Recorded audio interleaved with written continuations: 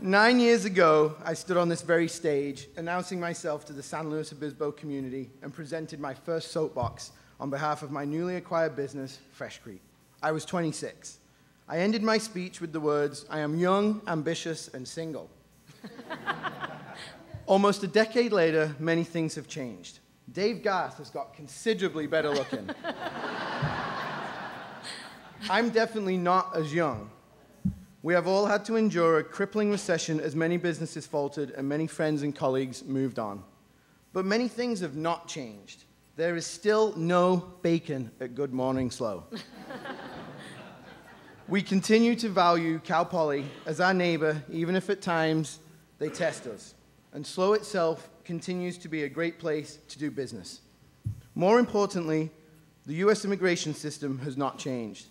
There are an estimated 11.5 million undocumented, out of status, or as many prefer, illegal aliens in the United States today.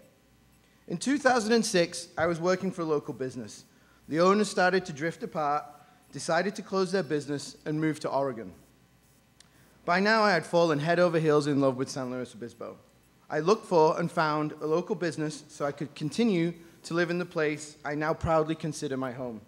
I closed escrow and set to work trying to make Freshcrete a successful business. I was not prepared for what happened next.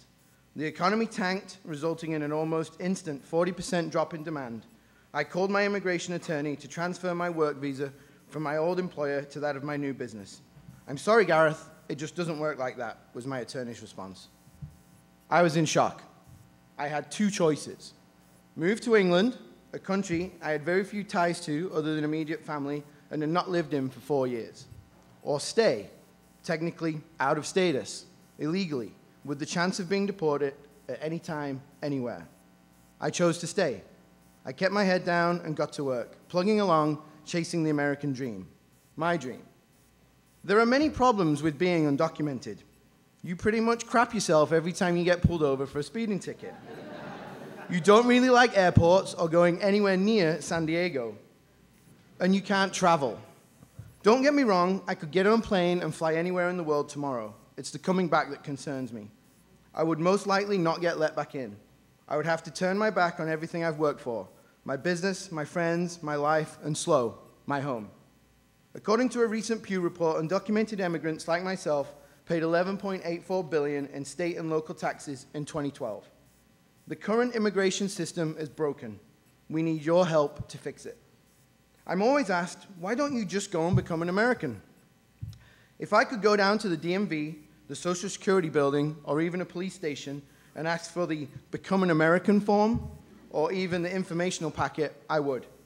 There is no pathway, no line for me to go and stand at the back of, no system in place that allows me to simply become an American. Even marriage isn't the instant fix that people think it is. Because I'm a white guy with an English accent, I rarely get asked about my status. So why have I come out, and why now? There are many reasons. Jose Antonio Vargas has changed the conversation, empowering me to share my story. I believe many Americans simply don't know or don't understand how complicated this issue is. But more importantly, living with the secret has, I feel, held me back over the past decade, as I could never truly be who I am.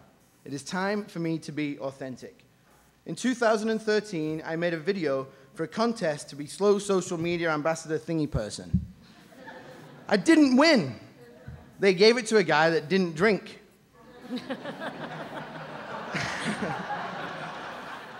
As a result of the Share SLO campaign, I found myself with 2 regular newspaper columns in SLO City News. 2 years later, writing every week about the human interest stories of the Central Coast, I found my voice, one less constrained by my status. America isn't perfect. I have been known to say some pretty controversial opinion things. Last week, I called Donald Trump a D-bag on national TV. I believe we need serious firearm reform, and I believe in true universal health care. However, America is bloody spectacular. Its ability to reinvent itself time and again, reinvent businesses, and invent businesses out of nothing. Immigrants believe in the American dream, perhaps more so than many Americans, that simply with an idea, dedication, hard work, and perhaps a little luck, we can achieve almost anything. 12 years ago when I first arrived, same-sex marriage wasn't a thought, the first black president seemed light years away, weed was something kids did, and politicians rarely talked about guns. I say these things because I care deeply. I care about your community, my community, our community. Coming out has liberated me, helped me find my voice, and have a better understanding of who I am and who America is. I don't profess to have all the answers, but San Luis Obispo is my home. You are all my neighbors. Only through constructive discourse, open-mindedness, and a desire for a better future can we effect change. My name is Gareth Kelly, and I'm an undocumented American. SLO Leadership Class 24, best class ever. Go Bearcats!